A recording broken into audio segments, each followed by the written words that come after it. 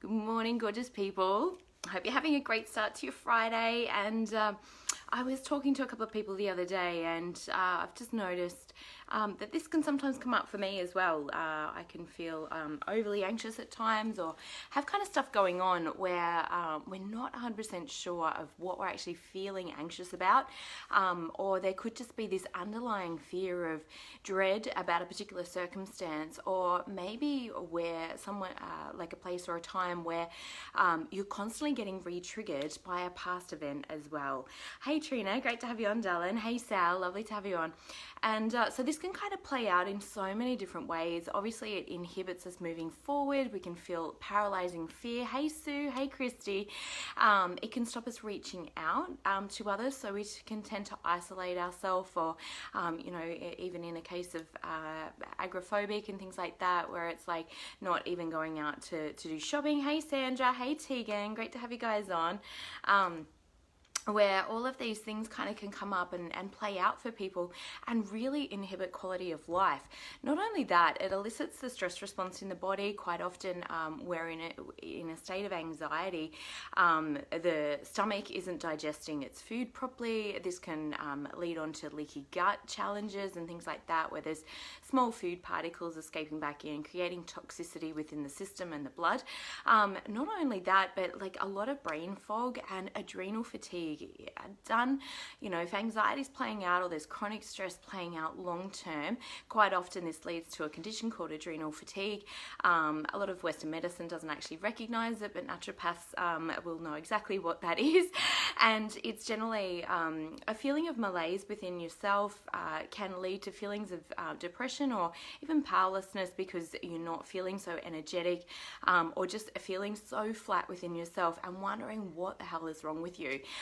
Where you just can't kind of kickstart, where previously, you might have gone to put the foot down on the accelerator for yourself and get stuff done, and there's just like no motivation, or you've had to motivate yourself through stimulants like coffee, sugars, high carbohydrate foods and things like that, which again then can lead to excessive weight gain, same as anxiety can, simply because there's excess cortisol and adrenaline running through the system.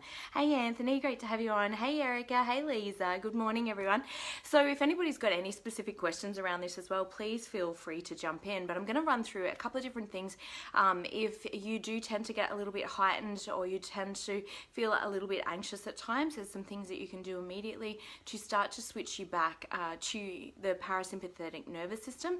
So the fight-flight response is one when we're feeling overly anxious. A big one that gets most people is anticipating or worrying about the future. So anticipating or dreading something that's going to happen, and this really inhibits us. Even waking up first thing in the morning, anxiety can start, because if you've got something on that you're like not sure about, or you're feeling not so confident about, and generally a thought will lead to another thought, to another thought, to another thought, and we can end up in a downward spiral pretty quick, where suddenly now we're emotionally stacking. Hey Kerry, hey Sal, great to have you guys on. So when we're doing that, the first thing is just noticing, starting to become more and more conscious aware of what are you actually thinking about. So often we can kind of move throughout our day and just go, oh God, I don't feel good, but you haven't actually had any conscious awareness around what are the thoughts that I've been thinking, or what am I actually anticipating happening. Now of course there's great hey Chris, there's great things that we can anticipate as well, but sometimes when we're in the habit, and Dr. Joe talks about this, how we can get emotionally addicted to certain feelings, to certain emotions, and this is on a very, very biological or biochemical level within the body, where the body actually gets addicted to those hormones of adrenaline. I know for certain I was very much an adrenaline junkie, and I'm slowly unraveling my body over a 10-year period, which sounds crazy, but sometimes it can take quite a while as well to not go back into those old patterns. anxiety about doing something new or starting something new. This can be huge, particularly if you were crushed as a child. Crushed is probably too strong of a word, but you know, some kids really were highly criticized for making a mistake, and that's because obviously their parents weren't comfortable with making a mistake because they probably got highly criticized, so they're just passing on the same patterns of thought and emotion onto their kids. So you know, this can produce high levels of perfectionism where I'm not even going to try if I can't get it right the first time, which of course inhibits progress. It inhibits creativity. It inhibits exploring and fun and play and doing things in a new way. So this is really, really important, and absolutely it definitely gives you mind fog as well, and if it's spinning on the spot, exactly, Erica, because it's like with that mind fog, it's like you can't get clear. So the first thing is be aware of the thoughts that you're having or the thoughts that you're thinking. I use a beautiful process, which is Byron Katie's process. It's just www.thework.com. You question your beliefs. How do I feel when I believe that thought? How do I feel without that thought? The biggest trap that we have as humans is a belief is only a thought that we've thought for so long that we've believed it to be true. So number one is question your beliefs or thoughts, or be conscious of, am I worrying about something in the future that hasn't even happened yet and potentially could never even happen? Mark Twain has a beautiful quote around that. Most of you have probably heard it. Hey Rebecca, great to have you on. So this is really important, is to question your thoughts. Be aware of what thoughts you're thinking, and are they productive? Are you focusing on what it is that you do want to create rather than what you're fearing may happen? And so that's a really, really powerful thing just to start. So, you know, other people might judge me, or other people might, you know, criticize me, or I don't want to fail, or any of those things. You know, how do you feel with that thought? How do you feel without the thought? That's pretty much like the base level. You can go a lot deeper with that work, but even just asking yourself that in the moment, you'll go, oh my God, yeah, I feel calmer without the thought. Very often it's never the event or circumstance, it's the thought that we have or the way that we're perceiving that particular event or circumstance, and we can't absolutely know that that thought is true. Hey Steph, great to have you on, darling. The second thing is sleep, guys. Like, our survival ego mind will go nuts. I can be like vibing in the highest place and feeling amazing within myself. If I don't get enough sleep, instantly my survival mind, my monkey mind chatter will go crazy. Hormones can also play a part in that for me as well. Some other women may find that as well. Hey Pete, great to have you on. But I definitely find, you know, a day or two before my cycle starts, you know, where I'll just have elevated anxiety. I'm kind of used to it now, so I don't take too much notice of it. I just do calming breathing. I remind myself that's all that it is. There's nothing that I need to search for. There's nothing that I need to fix.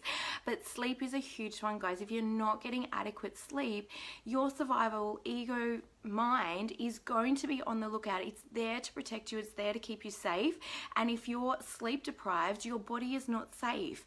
It's already responding, oh my God, I haven't got enough energy. How am I going to get through the day? There's going to be all of these thoughts and these questions.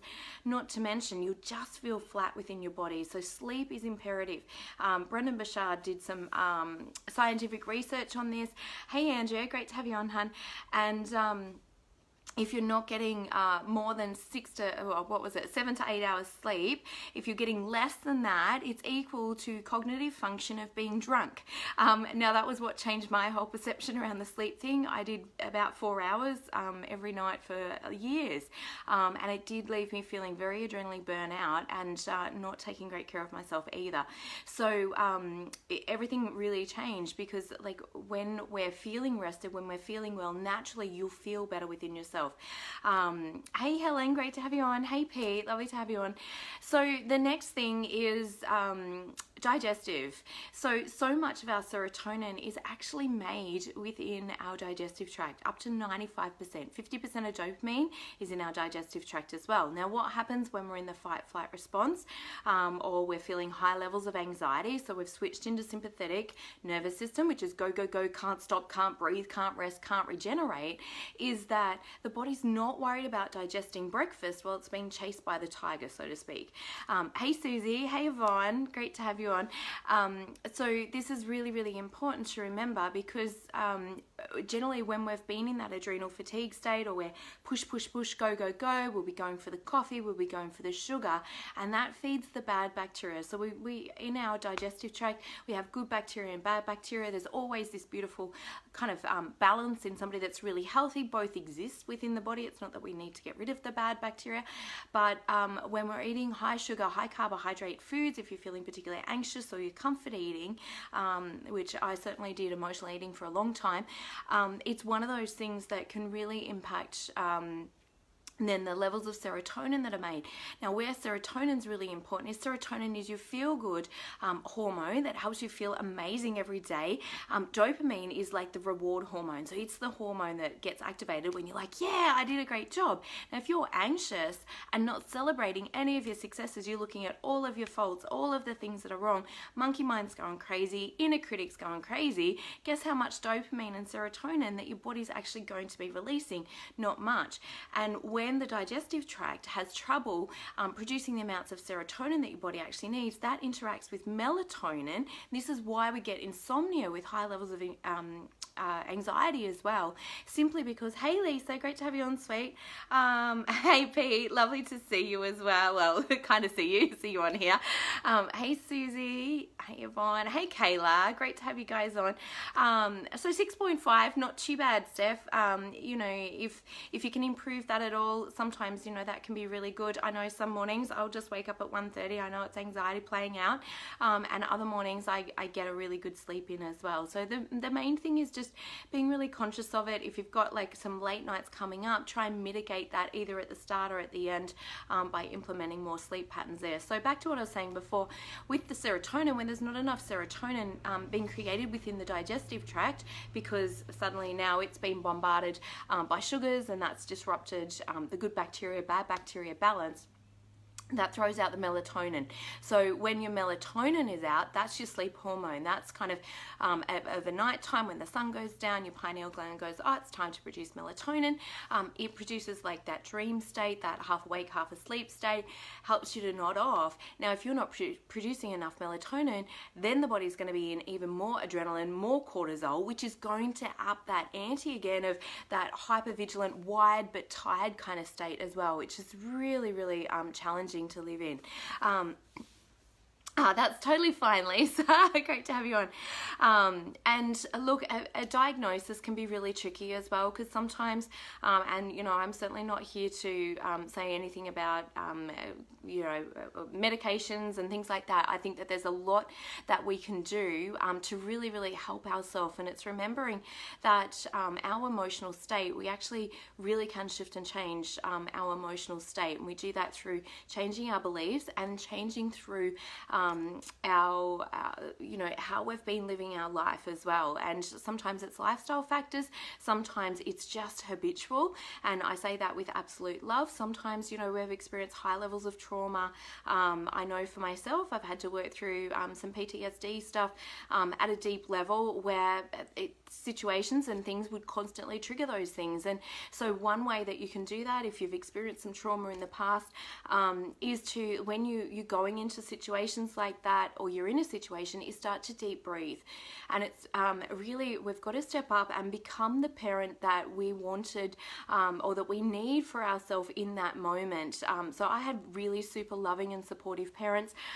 They're absolutely wonderful. And you know, remembering that so much that we're taking in from 0 to 7, I was a highly sensitive child, and that can also produce extra anxiety as well, because you're feeling all of these things from other people. Hey Richard, great to have you on. Hey Steph, oh thank you.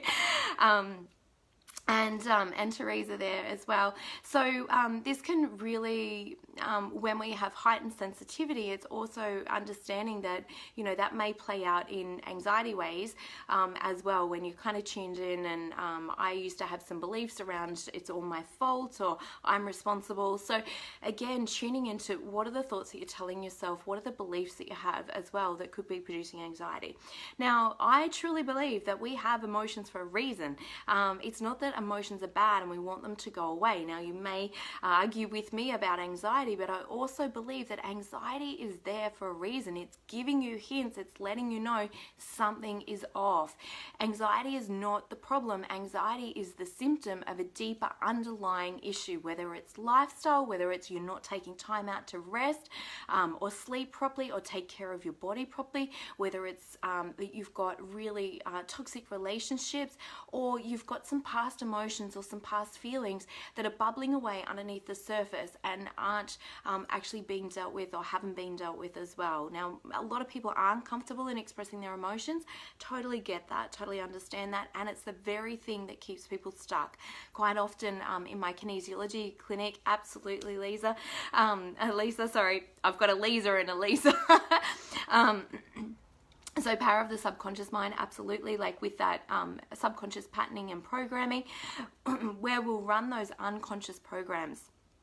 So many of our states of anxiety, like the perfectionism thing that I spoke about earlier, needing to get it right, other people will judge me, all of that stuff has come in from childhood experiences normally, where it's been embedded quite deeply in the subconscious mind. It's the impact of the emotion at the time. So whenever we've had a really heightened response around something, it can either be love, fun, or trauma, like deep fear, deep feelings of worry or concern. That's what gets deeply embedded. Like, you generally don't remember the day-to-day stuff like from years ago, but you will remember those impactful experiences, and that's what's deeply driven in the subconscious mind. Our subconscious mind is pro-survival, so it sets up, it's not safe to talk to strangers, or it's not safe to be in a relationship with a man or a woman, or, you know, my heart's going to get broken again. So it sets up all of these things. So then as you're moving through your everyday life, we have all of these inner wounds where if they haven't been worked through, you're going to spend your life trying to protect yourself again from having that wound reactivated. And it's kind of like having a splinter in our finger, and every time we knock it, it's like it deeply reinforces that same old pattern again, unless we're doing something to heal it. So it's really, really important. Thank you so much, Pete. That's beautiful. I really appreciate that. And oh, bless Deb, she's gorgeous as well. So definitely, like, it's so important to be seeking somebody that it feels right for you to, and really tap into who's the right person for you to work with around some of these deeper challenges as well. Because yeah, like, I've certainly had some situations where I'd been referred to other people and it was like, oh no, this is not good. So it's got to really resonate. You tune into and start to listen more into your heart again, and what's really, really right for you and supportive for you. Some other really simple things that you could do each day.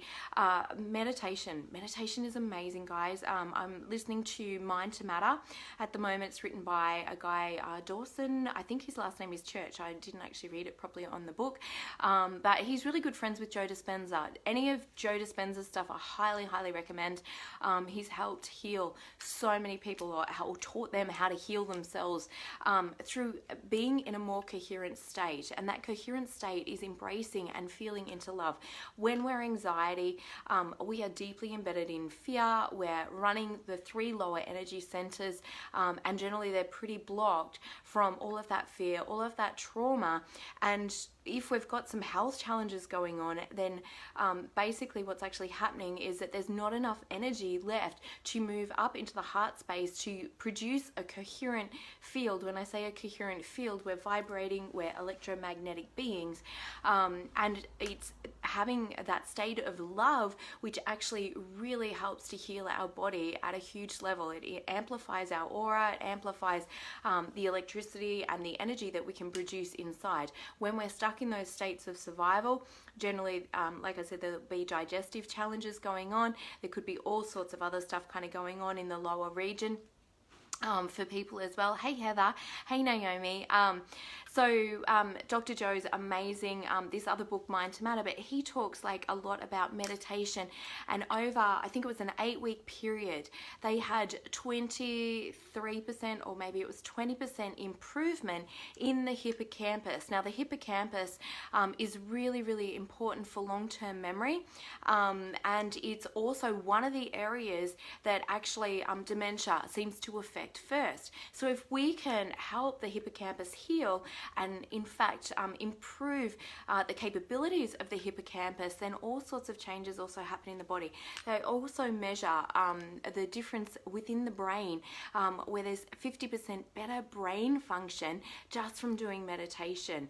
I'm a huge believer in it. I've meditated for years. When I first started, I started with like 2 to 3 minutes because my head was so full of noise that I couldn't stand to sit there and listen, and it was just like, I'm too busy, this is a waste of time. Like, I would just get so frustrated by the process. So if that's you, stick at it. I promise you it will pay results. I'm to the point now when I meditate, I get my inner guidance. I can hear very clearly. That sense of clarity that we spoke about, Erica, as well, is super, super important. So it makes such a difference, because I still remember the very first time that I got a pause between a thought, and I was like, oh my God, I just had like a moment in between. There was not like a thought there, and then of course the second that I thought that thought, I had another thought. But at the end of the day, it's about creating greater and greater space between the thoughts, where then that's that mindful state then. And as you do that, your body will start to rest back into the parasympathetic nervous system, which means it can rest, it can rejuvenate, it can regenerate. Our digestive system is switched back on. It can digest food. It feels like it's safe, and you feel like you're safe. So often when anxiety is triggered, it's generally like a 3-year-old internally, or a 7-year-old or a 5-year-old that didn't have the perception at the time to be able to fully understand what was going on. So it went into a heightened response. This is when we were a very young child, and we're carrying that trigger with us. So when we can step in and become that loving, supportive parent for ourselves now, and embrace that 3-year-old or 5-year-old or 7-year-old self. And I do that through inner dialogue work. So I have a conversation with the part of myself that feels anxious.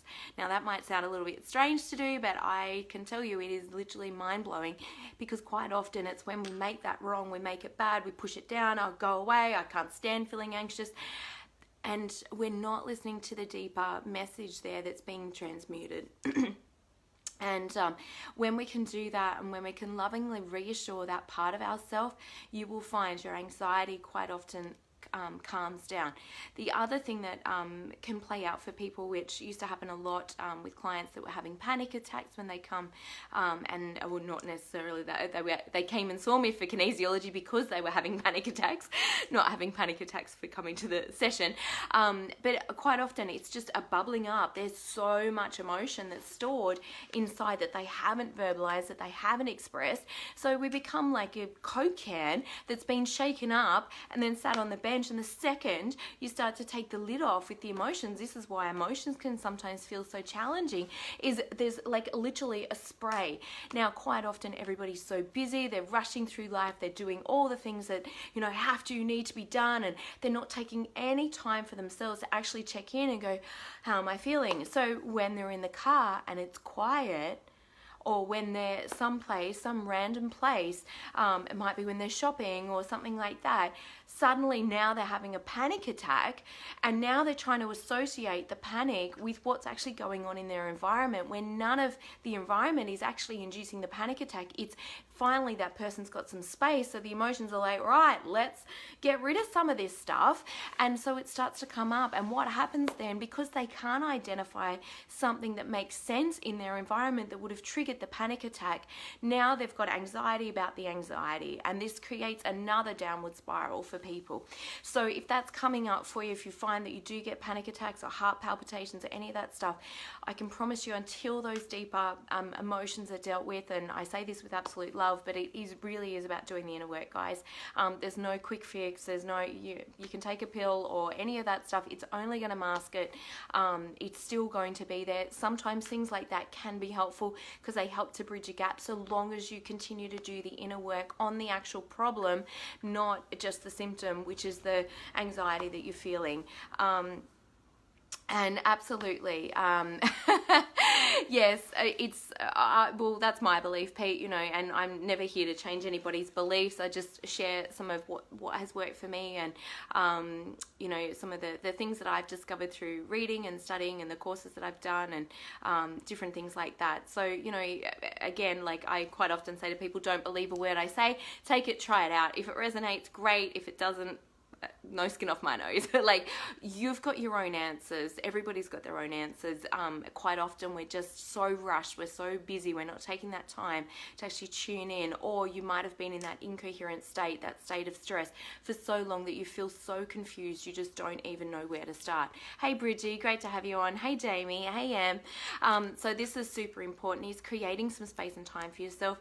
Another couple of really quick things that can really make a difference without overwhelming you guys. I know I've obviously said a lot of things on here today.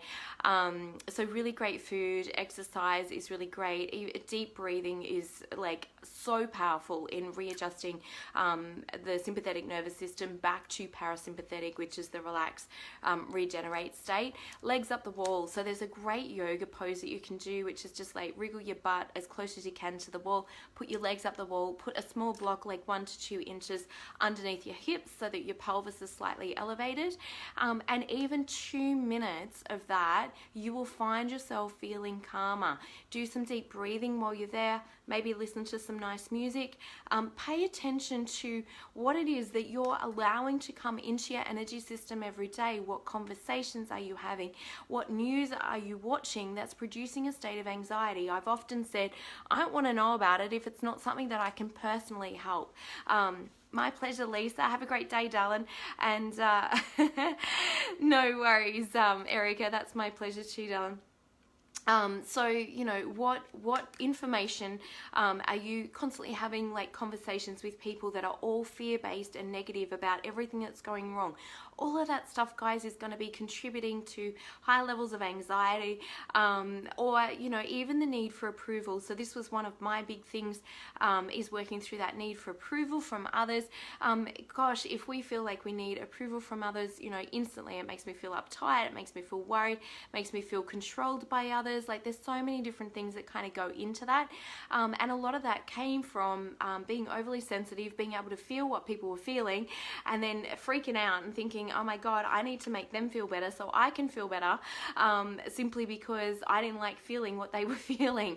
So, you know, like anxiety on tap there, because of course we can't control other people. So the game is to come back, to center ourselves to who do I need to be in order for me to feel okay. And when we start to focus back in on ourselves rather than everything else that's happening in the external world, and figure out why, what is it within me that keeps attracting these circumstances or keeps attracting these conversations?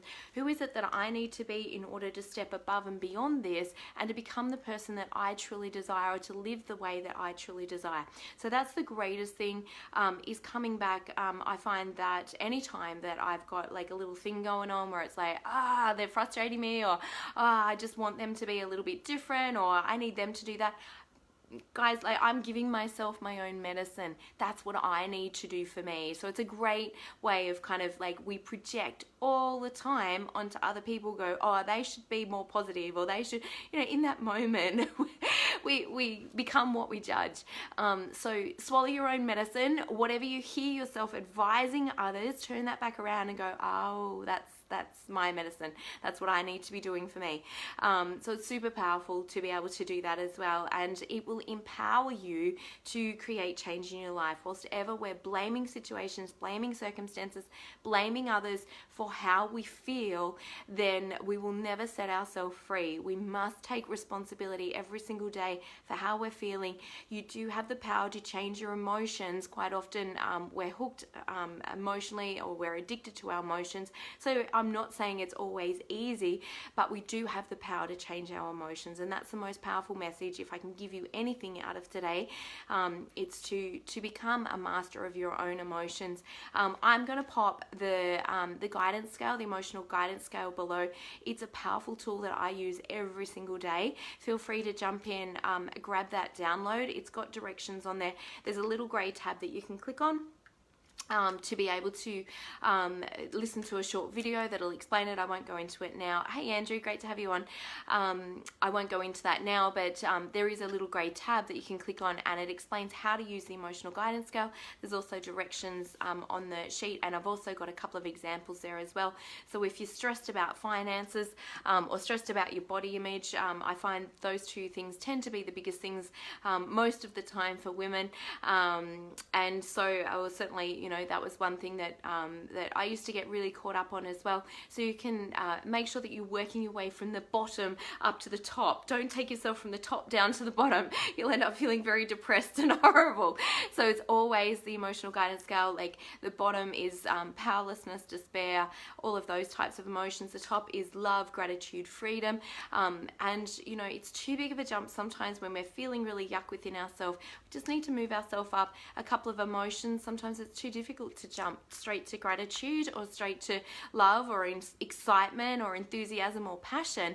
So it's really, really really powerful as well. So I'll pop that link below so that you guys can access that, start to practice it. The more that you practice it, the better that we become at things, and the quicker you'll be able to shift your emotional state each day as well, and set yourself free from anxiety, depression, or any other uncomfortable feeling that you're not enjoying at the moment. Yes, absolutely, Pete. So, yeah, so it's taking back that power for ourselves, not giving our power away to other people or any other authority. You know you best. You know what's right for you. You know what works for you, what doesn't work for you, and always step back into just tapping into that heart guidance or asking for guidance, and it'll be amazing kind of what shows up for you guys as well. So I'll pop a video of Bruce Lipton's as well below. I think it's super powerful, and I know that you guys will probably get a lot from it as well, where you can understand that you're actually a walking magnet and you're attracting everything in your life. Same as with our thoughts. When we've got anxious thoughts going on, we're going to attract more and more things that make us feel anxious or fearful. When you elevate your emotion, when you raise your emotion to different states, then you get to attract more things that bring love, gratitude, freedom, empowerment, excitement, enthusiasm, happiness. So lots of love. Thank you so much to everybody that's tuned in today. I'm sending out so much healing love and gratitude to you all as well, and have an amazing, wonderful day. Bye for now.